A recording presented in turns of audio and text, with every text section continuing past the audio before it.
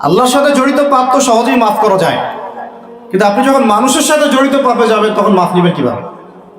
মনে করেন এক ভাই আরেক ভাইকে বললো যে তুই চোর, নাউজুবিল্লাহ। এখন সে বেচারা চুরি করে নাই, কিন্তু আপনি বলে ফেলছেন, কথাটা মুখ দিয়ে বের হয়ে গেছে, ওর মনে আঘাতও লাগছে। এখন বেচারা আপনাকে মাফ করে নাই মনে মনে, কাল কিয়ামতে ওর হক না দিয়ে আপনি পুলসিরাত পার হতে পারবেন না। আল্লাহু আকবার। আল্লাহ পাকের ইনসাফ এবং বিচার এত সূক্ষ্ম হবে। কত সূক্ষ্ম আপনাকে আমি একটা হাদিস থেকে খালি বলি, 1 মিনিট। একটা শিংওয়ালা ছাগল, ছাগলের শিং আছে, দুনিয়াতে একটা ছাগলকে গুঁতা দিয়েছে, ওই ছাগলের বেচারা শিং ছিল না। মানে একটা শিংওয়ালা ছাগল একটা শিংহীন ছাগলকে গুঁতা দিয়ে অন্যায়ভাবে, আল্লাহ পাক কিয়ামতের দিন ওই শিংহীন ছাগলকে শিং দিয়ে বলবেন তুই গুঁতা দিয়ে প্রতিশোধ নিয়ে নাও, বদলা নিয়ে নাও। তাহলে বলেন তো আমরা আসলে জান্নাতের পথে হাঁটতেছি সত্যি সত্যি কি? নামাজ রোজা হজ যাকাত তো চলছে, ঠিক আছে বুঝলাম, তো মানুষের সাথে জড়িত হক কিভাবে মিটাবেন কিভাবে? এই যে একটা পণ্যের ভেজাল দিলেন, ওই যে কি বলে ওটাকে, কি মিশাই জানি, ফরমালিন, হ্যাঁ ফরমালিন। এই যে মিশাই ব্যবসা করলেন, এই যে কতগুলো মানুষ ক্ষতিগ্রস্ত হলো। ধরেন যে লাখ লাখ মানুষ খেয়েছে, বেচারার পেটে সমস্যা হয়ে গেল। আর আপনি কিভাবে পার পাবেন কিয়ামতের মাঠে? আমাকে বুঝান। মাপে আপনি কম দিলেন, ঠকালেন বেচারাকে, ওর হক ছিল, পার পাবেন কিভাবে? বেচারা ও কিছু করে নাই, অযথাই তাকে অপবাদ দিলেন এবং সারা দেশের সামনে ওকে ধুয়ে রেখে দিলেন অন্যায়ভাবে। এখন আপনি পার পাবেন কিভাবে? এই জিনিসগুলো আমরা ভাবি না, আমরা মনে করি নামাজ পড়েছি বা সব পার। মানুষের সাথে জড়িত হক এত সহজে মাফ, বলেন আমার সাথে, মানুষের সাথে জড়িত হক এত সহজে মাফ হবে না। কি করণীয় তাহলে? ওই যে যার সম্পদ নিয়েছেন তার সম্পদ ফেরত দেওয়া, যার মানহানি করেছেন তার মান সম্মান ফেরত দেওয়া। এখন যে মেয়েটার মান সম্মান হানি করে ফেললেন, যে মেয়েটার ইজ্জত নিয়ে নিলেন, এখন কি হবে? কেমন করে ফেরত দিবেন? কিভাবে ফেরত দিবেন? যাকে ধর্ষণ করলেন, যাকে মিথ্যা অপবাদ দিলেন, যার সাথে জেনা করে ফেললেন, ভাবা উচিত না এগুলো? মনে রাখবেন, বড় বড় পরহেজগার, দুনিয়াতে যাদেরকে খুব বড় বড় পরহেজগার মনে হচ্ছে, এমন অনেক মানুষ আল্লাহ না করুক কালকে আমাদের মাঠে জাহান্নামে যাবে। মূল কথাটা হচ্ছে, এখানে একটা পয়েন্ট মনে রাখবেন, মানুষের সাথে জড়িত হক এই দুনিয়াতে আদায় করতে হবে। ঠিক আছে ভাই? এটা লজ্জার কিছু নাই। অন্যায়ভাবে গালি দিলে বলবেন যে ভাই আমার ভুল হয়ে গেছিল, আপনাকে গালি দিয়ে ফেলছিলাম, আমাকে মাফ করে দেন। টাকা নিয়েছেন কারো, ফেরত দেন নাই, দিয়ে দেন সামর্থ্য থাকলে। ওকে না পেলে কি করবেন? তার পরিবারকে দিবেন। তার পরিবারকেও পান নাই, বেচারা নাই পৃথিবীতে, তাহলে তার পক্ষ থেকে সদকা করে দিবেন। তওবা ইস্তেগফার করে ফিরে আসেন, আল্লাহ পাক তৌফিক দান করুন। আর যারা ব্যবসা করতে গিয়ে মানুষকে মাপে কম দিচ্ছেন, মানুষকে হারাম খাওয়াচ্ছেন, বলছেন টাটকা জিনিস কালকে রান্না করছে হুজুর, 3 দিন আগের বাসি তরকারি খাওয়াই দিল। একটা কি খাবেন এটা নিয়ে কথা বলতে গেলে তো আরো 2 ঘন্টা চলে যাবে। খাবেন কি? সবকিছুর মধ্যে ভেজাল দিয়ে রেখে দিচ্ছে। একটা সবজি খাবেন তার মধ্যে ভেজাল দিচ্ছে, মাছ খাবেন তার মধ্যে ভেজাল দিচ্ছে, একটা কুরবানির গরু কিনবেন তার মধ্যে গরু মোটা তাজাকরণ করে মোটা ফুলাই দিচ্ছে। খাবেন কি? দুধ খাবেন? মুসলমানের দোকানে খাঁটি দুধ পাওয়া যায় না, হিন্দুর দোকানে যাওয়া লাগতেছে। এই হচ্ছে অবস্থা আমাদের। দিন কায়েমের কথা আমরা যে বলি না, আমাদের তো নিজের ভিতরেই দিন কায়েম হয় না। এখন আমাদের নিজের আত্মার ভিতরে আল্লাহওয়ালা মানুষ যারা বাংলার মাটিতে আনাচে কানাচে আছেন, তাদের সংখ্যা নিতান্তই কম। ম্যাক্সিমাম আমরা নিজের 3.5 হাত দেহের উপরেই দিন কায়েম করতে পারি। আল্লাহ পাক আমাদেরকে কথাগুলো বোঝার তৌফিক দান করুন। আস্তে আস্তে সব তো নিউট্রালাইজেশন হয়ে গেল। এটা একটু বোঝেন, আপনাদেরকে একটু বুঝাই। এক সময় ছেলে মেয়েরা একসাথে রিক্সায় চড়লে লজ্জাবোধ করত, এখন কেউ লজ্জাবোধ করবে না। এটা হয়েছে নিউট্রাল। তারপর একটা যুগ আসলো, প্রেমপত্র লেনদেন হতো।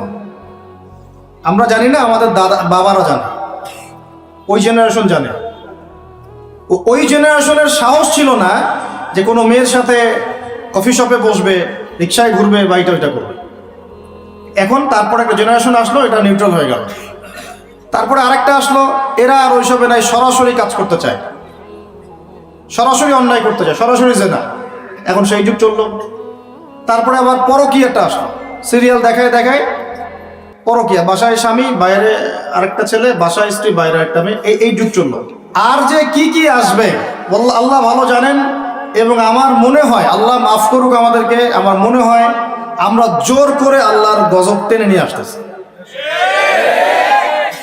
সুদের মধ্য দিয়ে, জেনার মধ্য দিয়ে, ব্যভিচারের মধ্য দিয়ে, অন্যের হক নষ্ট করার মধ্য দিয়ে, আল্লাহ রাব্বুল আলামিনের জমিন থেকে আল্লাহর আইনগুলো সব উঠাই দিয়ে আমরা আল্লাহ পাকের গজব জোর করে টেনে আনতেছি। যদি আসে, আল্লাহ না করুক, ভালো মন্দ কেউ পার পাবো না আমার ধারণা।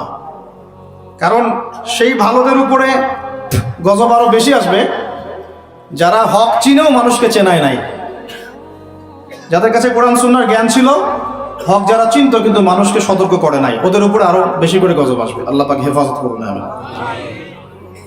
মূল কথাটাই চলে আসে আবার ফিরে। আমি আপনাদেরকে ইসলাহের কথা বলছি, এখানে কায়েম নাই। কি নাই? যেটা বলছিলাম, হাত আপনি সেটা করতে এখন পারবেন না। যদি কেউ ব্যভিচার করে, বিবাহিত মানুষ, শাস্তি কি অনেকে জানেই নাই। রজম করতে হয়। কি করতে হয়? মাটিতে অর্ধেক কোমর পর্যন্ত পুঁতে ফেলে পাথর নিক্ষেপ করবে এবং একদল মানুষ তা দেখবে। একদল মানুষ যে দেখবে, শাস্তি অবলোকন করা, এটা ইসলাম কোরআনে নতুন করে নাজিল করে নাই। প্রাচীন গ্রিক দর্শনগুলো পড়ে দেখবেন, ওই অ্যারিস্টটলদের যুগ যেটা ছিল, ওই যুগেও শাস্তি সামাজিকভাবে দেওয়া হতো, সবাইকে দেখিয়ে দেওয়া হতো। এতে একটা ভালো ইম্প্যাক্ট পড়ে। কেমন ইম্প্যাক্ট পড়ে? যদি চোরের হাতটা কাটে না সবাই দেখে 10 জন, ওই 10 জন জীবনে কাজ করতে যাবে না। আল্লাহ পাক সেই বিধানটা রেখে দিয়েছেন। আর প্রাচীন গ্রিকের যে দর্শন, এটা বিকৃত, কিন্তু ওই সভ্যতার মধ্যেও তো আল্লাহর নবী এসেছিলেন, আসেন নাই? এমন কোন সভ্যতা নাই যার মধ্যে আল্লাহ পাক নবী পাঠান নাই। তাহলে এই হিন্দু ভাইরা নিঃসন্দেহে তাদের কাছেও কোনো না কোনো নবী আসছিল, তাদের শিক্ষা থেকে তারা হয়তো বের হয়ে গেছে। আল্লাহ পাক বলেছেন ওয়ালিকুল্লি কওমিন হাদ, প্রত্যেকটা কওমের মধ্যে আমি নবী পাঠিয়েছি। প্রত্যেক কওমে, তার মানে এই সভ্যতা যতদিন থেকে ঘুরছে পৃথিবী, আদম আলাইহিস সালামের পর থেকে, প্রত্যেকটা স্থানে, কালে, পাত্রে আল্লাহ রাব্বুল আলামিন নবী পাঠিয়েছে। তাদের মধ্যে কেউ ছিলেন নবী, কেউ ছিলেন রাসূল। এই তো, তার মানে সবার কিন্তু একটা মৌলিক শিক্ষায় মিল থাকবে। এই জন্য মানুষের ফিতরতগত একটা মৌলিক শিক্ষা ভিতর থেকে চলে আসে যে আল্লাহ ছাড়া কোনো ইলাহ নাই। এটা কিন্তু সবাই বিশ্বাস করে একজন উপরওয়ালা আছে। দেখবেন সবাই বিশ্বাস করে, সব ধর্মের লোকই বলে উপরওয়ালা একজন আছে। আপনি তার ক্ষতি করলে বলবে যে উপরওয়ালা দেখবে, আল্লাহ না বললেও বলবে কি উপরওয়ালা দেখবে। তো মূল কথাটা হচ্ছে যে এই যে শাস্তি দেওয়ার বিধান, এটা আল্লাহ পাক নতুন করে এখানে নাজিল করেন না।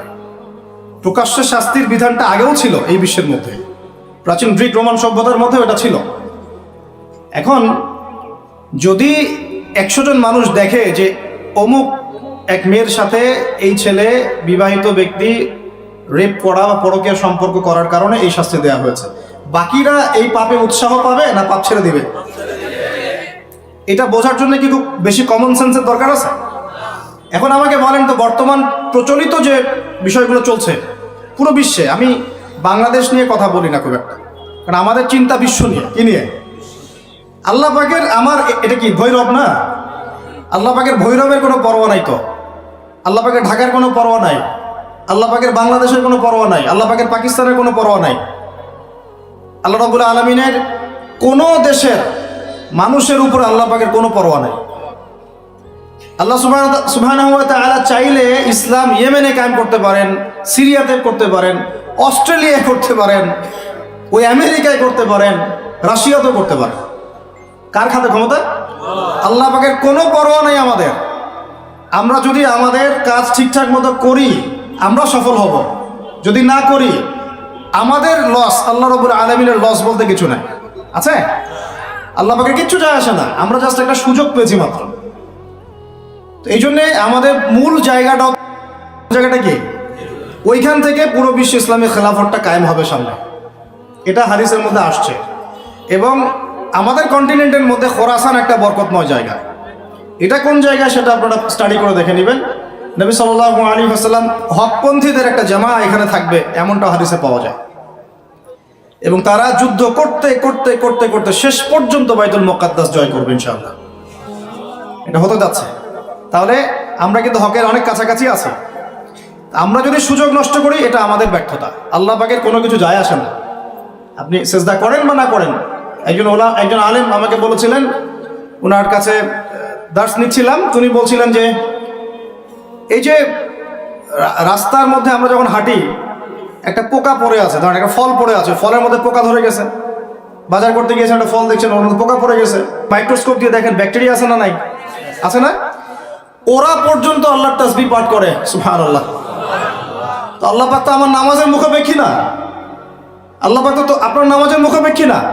আপনি পড়ছেন না, আপনি হতভাগা। আসমান জমিনে সবাই আল্লাহর তাসবিহ পাঠ করছে। আমার আল্লাহ এত বড়, আমাদের আল্লাহ এত বড়, এত মহান, পুরো মহাবিশ্বের সমস্ত সৃষ্টি আল্লাহর তাসবিহ পাঠ করছে। আমরা না করলে কি যায় আসে? আমরা তাসবিহ তাহলিল না করলে, কোরআন তেলাওয়াত না করলে, সালাত না পড়লে, তাহাজ্জুদ গোজার না হলে, হালাল না খাইলে আল্লাহ পাকে কিছু যায় আসে না? যায় আসে? এটাই যদি ফিল করেন তাহলে ইনশাআল্লাহ আপনি মাথাটা নত করে আল্লাহর কাছে ফিরে আসবেন। সেই অনুভূতিটা জাগ্রত করার চেষ্টা করছেন। আরেকটা অনুভূতি নেবেন বাসায় গিয়ে। এবার এগুলো আমরা ভাবি, এভাবে ভাবার চেষ্টা করি। এই যে আমরা এখানে বসে আছি, ধরেন 5,000 মানুষ, কথার কথা, মনে করেন আমরা কেউই দুনিয়াতে নাই। এই দুনিয়ার ঘূর্ণন থেমে যাবে কি না? থেমে যাবে? এই দুনিয়া ঘুরবে না ঘুরবে না? রাত দিন আসবে না আসবে না? আমাদের পরিবার থাকবে না থাকবে না? মাঝখান থেকে আমরা আমাদের সময়টা এবং সুযোগটা নষ্ট করলাম। অতএব এত চিন্তা বাদ দেন, চাকরির কি হবে, ব্যবসার কি হবে, আমার মা বোনের কি হবে, আমার পরিবারের কি হবে, আমার এইটার কি সেটার কি, সব চিন্তা বাদ দেন। আপনি এখন আগে চিন্তা করেন যে আমরা দুনিয়াতে কিভাবে আল্লাহর দিন পালন করব, কিভাবে পরকালে নাজাত পাবো। আগে নিজের চিন্তা করেন। আমরা তো মানুষের চিন্তা করে করে লাইফ নষ্ট করে ফেলে দিলাম। এখন আপনারা শিক্ষা নিচ্ছেন না দিনের। কেন শিক্ষা নিচ্ছেন না? কারণ আপনারা চিন্তা করেন যে একটা সার্টিফিকেট দরকার, চাকরি পাইতে হবে। এই ফ্লোতে যেতে যেতে আপনার 20 বছর 25 বছর চলে যাবে, পরে আফসোস করবেন। ওই সার্টিফিকেট আপনি কার জন্য চান? নিজের জন্য, একটা ভালো মেয়েকে বিয়ে করতে চান, হালাল খাইতে চান, এই তো আপনার সন্তানদের ভবিষ্যৎ চান। এটাই তো আমাদের গোল, নাকি? আল্লাহ পাক এগুলো করতে নিষেধ করেন নাই, কিন্তু দিনের শিক্ষা এবং আমল বাদ দিয়ে নয়। আমরা এখন এই দুনিয়ার পিছনে ছুটতে ছুটতে আল্লাহকে ভুলে যাই, রাসূলকে ভুলে যাই, নামাজকে ভুলে যাই, কোরআনকে ভুলে যাই। এটাই সবচেয়ে সমস্যা আমাদের, এইটাই সবচেয়ে বড় সমস্যা। যে যুব সমাজ সালাত আদায় করছে না, এরা আল্লাহর জন্য জিহাদ করবে? কশ্চিন কালেও না। যে যুব সমাজ কোরআন তেলাওয়াতই করতে জানে না, আবেগে খালি বলতে পারে যে হ্যাঁ কোরআনের জন্য জান দিতে প্রস্তুত, কিন্তু পারবে না এটা করতে। আর একটা চিন্তা আমরা বাদ দিব, কোনো রকম পাস করার চিন্তাটা বাদ দিব। আমাদের সবার একটা চিন্তা হয়ে থাকে, কি চিন্তা? কোনো রকম পার পাইলেই পার। চিন্তা করি যে কোনো রকম যদি বাঁচতে পারি তাইলেই হবে। সাহাবায়ে কেরাম এইভাবে চিন্তা করতেন না, তাবেঈন ইসলাম এইভাবে চিন্তা করতেন না, তাবেঈন, 4 ইমাম, আমাদের খোলাফায়ে রাশিদিন, এই আইম্মাতুল মুজতাহিদ, তারা এইভাবে চিন্তা করতেন না। তারা চিন্তা করতেন আমি মানে নর্মাল মুসলিম হব না, আমি এক্সট্রা অর্ডিনারি মুসলিম হব। একটা নর্মাল মুসলিম। আল্লাহ পাক আমাদেরকে কিন্তু এক্সট্রা অর্ডিনারি হতে বলছেন, সূরা মুলকের মধ্যেও আছে কিন্তু, তাবারাকাল্লাযী বিয়াদিহিল মুলক ওয়া হুয়া আলা কুল্লি শাইইন কাদির আল্লাযী খালাকাল মাউতা ওয়াল হায়াতা লিয়াবলুয়াকুম আইয়ুকুম আহসানু আমালা। এই যে কথাটা বলছেন, আল্লাহ পাক জীবন মৃত্যু সৃষ্টি করেছেন, আল্লাহ পাক দেখতে চান, লিয়াবলুয়াকুম, তোমাদেরকে পরীক্ষা করতে চান, আইয়ুকুম, তোমাদের মধ্যে কে, আহসানু আমালা, আমলে আহসান কে, সবচেয়ে ভালো কে। আল্লাহ পাক দেখতে চান না যে গরু খাওয়া মুসলিমকে, কে জুমায় জুমায় নামাজ পড়তে যায়, ঠিক আছে, কে খালি ঈদের নামাজ পড়তে যায়, কে খালি নামাজ পড়ে আবার সুদও খায়, যে এবার যাকাতও দেয়, এদিকে দুর্নীতিও করে, ওমরা হজ করে আবার এদিকে মানুষের হক নষ্ট করে। এইটা আল্লাহ দেখতে চান না। আল্লাহ পাক দেখতে চান আমলের শ্রেষ্ঠকে, মানে ক্লাসে ফার্স্ট কে হয়। এই উম্মতের দায়িত্ব বাংলার জমিনে 8-10 জন 20 জন আলেম, 10 জন দায়ী, 10 জন মাদ্রাসা শিক্ষক, তাদের উপরে নয়। দিনকে মহব্বত করেন, ভালোবাসেন, দিনের বিজয় চান, প্রত্যেকের দায়িত্ব আছে, প্রত্যেকের দায়িত্ব আছে। আপনারও তো দায়িত্ব আছে। আপনাকে আল্লাহ মাল সম্পদ দিয়েছেন, ওইটা দিয়ে আপনি দিনের জন্য কি করলেন আল্লাহ দেখতে চান। আল্লাহ পাক আপনাকে জ্ঞান দিলেন, প্রজ্ঞা দিলেন, আপনি ওইটা দিয়ে দিনের জন্য কি করলেন আল্লাহ পাক দেখবেন তো। আল্লাহ পাক আপনাকে লেখার ক্ষমতা দিয়েছেন, কতটুকু লিখলেন আল্লাহ পাক দেখবেন। আল্লাহ পাক বলার ক্ষমতা দিয়েছেন আপনাকে, আপনি ভালো বলতে পারেন, কতটুকু হক বললেন আল্লাহ পাক দেখবেন। আল্লাহ পাক আপনাকে সামাজিক, অর্থনৈতিক, রাজনৈতিক ক্ষমতা দিলেন, আল্লাহ দেখতে চান আপনি এটা দিয়ে দিনের জন্য কি করেন। অন্যথায় আল্লাহ পাক এটা কেড়ে নিতে সময় লাগবে না, এক মুহূর্তে আল্লাহ পাক কেড়ে নিতে পারেন। পৃথিবীতে নমরুদের নামও কেউ স্মরণ করে না, এখন ফেরাউনের নামও কেউ স্মরণ করে না। স্মরণ করলেও নেগেটিভলি স্মরণ করে, অভিশাপের সাথে স্মরণ করে, তাই না? প্রশংসার সাথে স্মরণ করে না। কত শত সম্প্রদায় আল্লাহ পাক বলেছেন ওয়ালাকাদ আহলাকনা ক্বাবলাহুম মিনাল কুরুন, কত সম্প্রদায় আমি ধ্বংস করে দিয়েছি তোমাদের আগে। কত সম্প্রদায় ছিল, লক্ষ লক্ষ কোটি কোটি সম্প্রদায়কে আমি ধ্বংস করে দিয়েছি তোমাদের আগে। নাই, তাদের শব্দও কি তোমরা শুনতে পাও? শব্দও শুনতে পাও না। তারা চিৎকার করছে বারজাকের জগতে আযাব থেকে বাঁচার জন্য, আমরা শুনতেও পাই না। রব্বানা আবসারনা ওয়া সামি'না ফারজি'না না'মাল সালিহান ইন্না মুকিনুন, তারাই কথা বলছে এখন। রব্বানা, হে আমাদের রব, আবসারনা, আমরা দেখেছি, মানে পরকাল আমরা দেখা হয়ে গেছে। এখন আমরা দেখেছি, কোন চোখ দিয়ে? দুই চোখ দিয়ে দেখেছি আমরা। ওয়া সামি'না, শুনলাম, মানে যা আপনি বলেছেন আমরা শুনেছি, এখন শুনেছি, দেখেছি। ফারজি'না, আমাদেরকে একটু কাইন্ডলি ফিরায় দেন দুনিয়াতে। না'মাল সালিহান, ওই যে বলছি আমল সালেহ করে আবার ফিরে আসবো। ইন্না মুকিনুন, আমাদের ইয়াকিন হয়ে গেছে। কে বলছে এরা?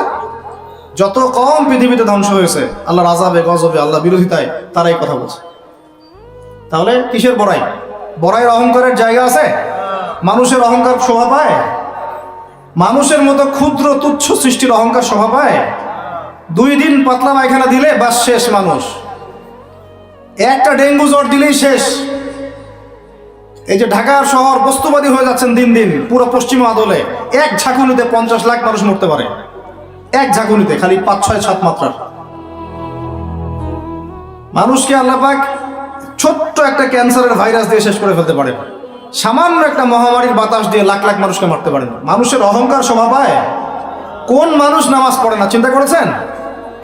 যে মানুষের হৃদস্পন্দন, শ্বাস আল্লাহ নিয়ন্ত্রণ করছেন, একটু শ্বাসকষ্ট হলেই হাসপাস উড়ে যায়। বড় একজন আলেম তেলাওয়াত করছেন, কোরআন তেলাওয়াত, নামাজে আমরা পিছনে নামাজ পড়ছি, শ্বাসকষ্টের কারণে তেলাওয়াতের পুরো আয়াতটা তেলাওয়াত করতে পারেন না, থেমে থেমে তেলাওয়াত করতে হয়। তখন আমার মনের মধ্যে চিন্তা আসলো, সুবহানাল্লাহ, এত বড় আলেম, আল্লাহ পাক তাকে এইভাবে শ্বাসকষ্ট দিয়ে পরীক্ষা করছেন, অথচ আল্লাহ পাক আমাকে এখান থেকে মুক্ত রাখছেন, আমি তো তার মতো তেলাওয়াতও করি না। কত মানুষ পঙ্গু হয়ে পড়ে আছে, ওই অবস্থায় আল্লাহর ইবাদত করতেছে। কত মানুষের চোখ নাই, হাফেজে কোরআন হয়ে বসে আছে, মুফতি হয়ে বসে আছে, আছে না? তাই নেয়ামতের কথা স্মরণ করেন, আল্লাহ পাকের নেয়ামতগুলো স্মরণ করেন, বোঝার চেষ্টা করেন। আল্লাহ পাক সূরা দুহায় এটাই বলছেন, সূরা দুহার শেষে আল্লাহ পাক এটা বলছেন, আলাম ইয়াজিদকা ইয়াতীমান ফাআওয়া, তোমাকে আমি ইতিম অবস্থায় পাই নাই, আশ্রয় কি দেইনি? ওয়া ওয়াজাদাকা দাল্লান ফাহাদা ওয়া ওয়াজাদাকা আইলান ফাআগনা فأما اليتيم فلا تقهر وأما السائل فلا تنهر وأما بنعمة ربك فحدث। তুমি আল্লাহ পাকের যে নিয়ামতগুলো আল্লাহ দিয়েছেন এগুলো মানুষকে বর্ণনা করতে থাকো, বলতে থাকো, খালি উপলব্ধি করেন যে আল্লাহ পাকের কত নিয়ামতে আপনি আছেন, বাস, আর কিছু লাগবে না। আর আপনি আমি না থাকলে দুনিয়া থেমে থাকতো না, সব চলতো। তাহলে কিসের জন্য, কাদের জন্য আমরা এই হায়াত এবং সময়, রুজি, এনার্জি, যৌবন নষ্ট করছি? ভাই আমাকে বলেন, কাদের জন্য করছেন? যে আল্লাহর হাতে আপনার প্রাণ, একটু প্রেশার আপ ডাউন করলেই শেষ, একটু শ্বাসকষ্ট হলেই শেষ, একটু মহামারী দিলেই মাস শেষ। সেই মানুষ নামাজ পড়ে না, সেই মানুষ যাকাত দেয় না, সেই মানুষ বলছে যে পর্দা এই যুগে চলে না, ওই যুগে চলতো। সেই মানুষ মুসলমানদেরকে বলছে এরা এখন মৌলবাদী হয়ে যাচ্ছে। সেই মানুষের সারাদিন কাজ প্রোপাগান্ডা হচ্ছে, ইসলামের বিরুদ্ধাচরণ করা, প্রিন্ট মিডিয়া দিয়ে, ইলেকট্রনিক মিডিয়া দিয়ে, ইত্যাদি ইত্যাদি। কোন মানুষের? যেই মানুষের এতটুকু ক্ষমতা নাই যে নিজে আগামীকালের খবর নেবে, নিজে আগামীকালের খবর নেবে, এইটুকু ক্ষমতা যে মানুষের নাই, সেই মানুষ আজকে এই কাজ করে বেড়াচ্ছে। আল্লাহ পাক আমাদের সঙ্গে কথাগুলো বোঝার তৌফিক দান করেন। আল্লাহ পাক সর্বপ্রথম আমাকে জানা অনুযায়ী আমল করার তৌফিক দান করেন, যা বলি তার উপর আমল করার তৌফিক দান করেন, এবং আপনাদের সবাইকে শোনা অনুযায়ী আমল করার তৌফিক দান করেন। আমি বলছিলাম কায়েম আর দাওয়া এক জিনিস নয়। আমি দাওয়া দিচ্ছি, ইসলামের কথা বলছি, দাওয়াতের ক্ষেত্রে এই বিষয়গুলো খেয়াল রাখবেন। কেন একটা সমাজের মধ্যে সুদের প্রসার বাড়বে? কেন বাড়বে? কেন একটা সমাজের মধ্যে, মুসলিম সমাজে খ্রিস্টান মিশনারিরা অবাধে দাওয়াতি কাজ করবে এবং দলে দলে মানুষকে খ্রিস্টান বানাবে? কেন? আর কেন মুসলমানদের ঈমান এত দুর্বল হবে যে তারা এইভাবে সামান্য একটা চাকরি বা ক্ষমতার টাকার জন্য, বাড়ির জন্য ইমান বিক্রি করে দিবে? দেশের বিশ্বের খবর রাখার চেষ্টা করেন। আনাচে কানাচে এগুলো ছড়িয়ে যাচ্ছে। আগে ছিল যে নিউট্রালাইজেশনের কথা বলছিলাম না, আগে ছিল যে মানুষ হারাম খাইতে দ্বিধাবোধ করতো, যে মানুষ জেনে ফেললে কি বলবে, ছিচি করবে। এখন ঘরে ঘরে সুদ, ঘরে ঘরে। ওয়াল্লাহি আমরা সবাই এখন মায়ের সাথে জেনা করি। নবী সাল্লাল্লাহু আলাইহি ওয়াসাল্লাম বলেছেন, সুদের পাপের 70 শাখা, তার সবচেয়ে নিচের শাখা মায়ের সাথে জেনা করা। আপনি করেন না? আপনার ওয়াইফ দেখেন সমিতিতে টাকা দিচ্ছে, সুদের টাকা। একজন স্ত্রী স্বামী খোঁজার সময় চিন্তা করে দেখে কে টাকা পয়সার দিক থেকে বেশি স্বাবলম্বী। সে হারাম খাক হালাল খাক পরোয়া করতে চায় না। এখনকার অনেক গার্ডিয়ান পিতামাতা দেখতে চায় না বাচ্চাটা আমার চাকরি করবে কোথায়, হালালে না হারামে, পরোয়া করতে চায় না। করলেই হইল, ওকে নাকি প্রতিষ্ঠিত হতে হবে। ব্যবসায়ী মানুষ ব্যবসা করার সময় খেয়াল রাখছেন না আমি হালাল পণ্যের করছি না হারাম পণ্যের করছি, মাপে কম দিচ্ছি কিনা। সিন্ডিকেট যে আমি করছি, এই যে 1 লক্ষ 2 লক্ষ 3 লক্ষ ডিম রিজার্ভ করে রেখে দিলাম, প্রত্যেকটা দাম 1 টাকা করে বেড়ে গেল, 3 লক্ষ ডিমের মধ্যে 3 লাখ টাকা এক্সট্রা লাভ করলো, পুরো রিজিকটাই হারাম। রিজিকটা কি? মানুষ এগুলো ভাবেও না এখন যে রিজিকও একটা ব্যাপার, যে আমার হালাল রিজিক ছাড়া ইবাদত কবুল হবে না, দোয়াও কবুল হবে না। বরং হারাম রিজিক নিয়ে সে বছর বছর হজ উমরা করতেছে। আর আবু বকর সিদ্দিক রাদিয়াল্লাহু আনহুর সামনে খাবার আসলো, তিনি তাড়াহুড়ার মধ্যে ছিলেন, খাবারটা খেয়ে ফেললেন। এরপর মনে হলো যে খাবারটা খেলাম, জিজ্ঞাসা করা দরকার ছিল খাবারটা কোত্থেকে আসলো। ভৃত্যকে ডেকে বলছেন খাবার কোত্থেকে নিয়ে আসলো। সেই ভৃত্য বলছে যে আমি জাহেলি যুগে গণকের কাজ করতাম। কিসের কাজ? ও যে হাত দেখে টাকা নেন, টিয়া পাখি দিয়ে ভাগ্য পরীক্ষা করে, আংটি টাংটি বিক্রি করে, আছে না? ওখানে গেলেই শিরক, গেলে কি লা ইলাহা ইল্লাল্লাহ কেটে গেল, আবার আপনাকে মুসলমান হতে হবে। এত সহজ না। আল্লাহ পাক তার নবীকে ওয়াদা করেছেন, একদম ওয়াদা, হে মুহাম্মদ সাল্লাল্লাহু আলাইহি ওয়াসাল্লাম, তোমার উম্মতের যে কোনো ব্যক্তি আসমান জমিন সমান পাপ নিয়েও যদি আমার সামনে দাঁড়ায়, 7 আকাশের সমান পাপ, জমিনের সমান পাপ আমার সামনে দাঁড়িয়েছে কিয়ামতের মাঠে, তো বেচারার আমল নামায় কোনো শিরকের পাপ নাই। কিসের পাপ নাই? আমি আল্লাহ তার সামনে আসমান জমিন সমান ক্ষমা নিয়ে হাজির হব। ওইটা কেটে গেল কোথায়? খালি গিয়ে বললেন যে দেখেন তো আমার হাতটা একটু দেখে দেন তো, কয়টা মেয়ে আছে আমার লাইফে, কয়টা বিয়ে হবে। ও আমার এই পাশে দাগগুলো দেখে, দেখে বলে যে 2টা। তো শিরক কেটে গেল এইভাবে। এরকম অনেক কাজ আছে। আপনি বলছেন যে মায়ের কসম, কিসের কসম? শিরক হয়ে গেল। কসম কার নামে করতে হবে? বলতে হবে আল্লাহর কসম। কসম যদি করতেই হয় কার নামে করতে হবে? আল্লাহর নামে। বললাম যে ভাই কেমন আছেন, তা আপনি বলছেন যে আপনার দোয়াতেই ভালো আছে, আপনার দোয়াতেই ভালো আছে। আগে কি বলতে হবে? আলহামদুলিল্লাহ, আল্লাহর রহমতে, অতঃপর আপনাদের দোয়ায় ভালো আছে। কথা বলাও শিখতে হবে। বললেন যে আগামীকাল আমি এটা করবই, আগামীকাল আমি এটা করবই, গ্যারান্টি দিতে পারবেন? পারবেন না। বলে ফেললেন যে এই সময়গুলো এখন ভালো না, সময়টা ভালো না, এটা যুগকে আপনি গালি দিলেন, এটাও নিষেধ, এটাও নিষেধ। অনেকে অনেক সময় শিরকি নামও পর্যন্ত রাখে। একজনের নাম শুনেছিলাম শাহিন শাহ, কি নাম? আচ্ছা, এরকম নামে কেউ আছেন নাকি? আচ্ছা, বাদ দেন। এর অর্থ হচ্ছে রাজাধিরাজ, রাজার সবচেয়ে বড় রাজা, মানে সবচেয়ে বড় রাজা। কে সবচেয়ে বড় বাচ্চা? সূক্ষ্ম সূক্ষ্ম অনেক শিরক আছে, বড় বড় শিরক আপনারা চিনেনি। এদিকে বলছে ইহদিনাস সিরাতাল মুস্তাকিম, সরি, ইয়াকা না'বুদু ওয়া ইয়াকা নাস্তাঈন, হে আল্লাহ শুধু আপনারই ইবাদত করি, আপনার কাছেই সাহায্য চাই। বের হই কবরে গিয়ে সিজদা করব, ওখানে মৃত মানুষের কাছে সাহায্য চাচ্ছে। সিজদা কার জন্য? সিজদা কি আল্লাহ ছাড়া অন্য কাউকে করা যাবে? সাহাবীরা কি আল্লাহর নবীকে সিজদা করেছিলেন?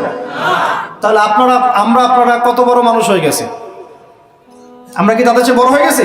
নাউজুবিল্লাহ। এভাবে মানুষ শিরক করছে। তারপরে জবাই কুরবানি কার জন্য করতে হয়? তো মানুষ তো অনেক সময় দেখা যায় যে জীবিত মানুষ মৃত মানুষের জন্য কুরবানি করছে। এখন গ্রামে গ্রামে ছড়িয়ে পড়তেছে কবিরাজি, তান্ত্রিক, কবিরাজ, বান মারা, টোনা, এগুলা। যে করবে সেও মুশরিক, যে ওখানে গিয়ে ধন্না দেয় সেও মুশরিক। হ্যাঁ, যে করবে সে তো মুশরিক হয়ে গেছেই। আর যে গিয়ে ধন্না দিচ্ছে যে আপনি আমাকে এগুলা থেকে বাঁচান, এবং সে জিনের সাহায্য নিয়ে বিভিন্নভাবে এই কাজগুলো করে দিচ্ছে, সমস্যা, ইমান কেটে গেল। কি করতে পারবেন? কোরআন এবং হাদিস থেকে চিকিৎসা করতে পারবেন। বরং কোরআন সুন্নাহ দিয়ে আল্লাহর কাছে এমন চিকিৎসা নেওয়া যায়, যেই চিকিৎসা ও তো অতিক্রম করতে পারবেই না, বরং করতে গেলে ও নিজে ধ্বংস হয়ে যাবে। কোরআনের উপর যেতে পারবে? এগুলো দিন দিন বাড়তেছে। আমি আপনাদেরকে কিছু চিকিৎসা বলে দিই, এগুলো আমল করলেন ইনশাআল্লাহ আল্লাহ পাক আপনাদেরকে হেফাজত করবেন ইনশাআল্লাহ। 1 নাম্বার তো নামাজ তো অবশ্যই পড়বেন, পবিত্র থাকবেন ওযু অবস্থায়। 3 নাম্বার আয়াতুল কুরসি পড়বেন, আয়াতুল কুরসি। কোন সূরা আছে এটা? সূরা বাকারার 255 নম্বর আয়াত, আয়াতুল কুরসি। আর পড়বেন সূরা বাকারার শেষের 3 আয়াত, সূরা বাকারার শেষের 3 আয়াত। এর আগে সূরা ফাতিহা আছে। তারপরে পড়বেন সূরা ফালাক, নাস, ইখলাস, কাফিরুন। সূরা ফালাক, নাস, ইখলাস, কাফিরুন। পড়বেন সূরা জিনের প্রথম 10 আয়াত। কোন সূরা? সূরা জিনের প্রথম 10 আয়াত। পারলে পুরা সূরা ইয়াসিন, সূরা ইয়াসিন। তারপর সূরা সফফাত এর প্রথম 10 আয়াত। এর সাথে সূরা কাহাফের প্রথম 10 আয়াত। তারপরে সূরা তাহা, সূরা ইউনুস আর সূরা আরাফ। এই 3টা সূরায় জাদু, বান, টোনার এগুলোর বিরুদ্ধে কিছু আয়াত আছে। যেমন قالوا يا موسى إما أن تلقي وإما أن نكون أول من ألقى قال بل ألقوا فإذا حبالهم وعصيهم يخيل إليه من سحرهم أنها تسعى فأوجس في نفسه خيفة موسى قلنا لا تخف إنك أنت الأعلى وألق ما يمينك تلقف ما صنعوا إنما صنعوا كيد ساحر ولا يفلح الساحر حيث أتى। মানে এগুলো অর্থ জানলে আপনারা বুঝবেন। এগুলো পড়লে এগুলো একদম লোহার তরবারি দিয়ে যেমন আঘাত করা হয়, এভাবে আঘাত করা হয়, সব শেষ হয়ে যাবে ইনশাআল্লাহ তাআলা, ইনশাআল্লাহ। তো কেউ যদি এগুলোতে আসক্ত থাকেন, এটা শিরক। এটা কি?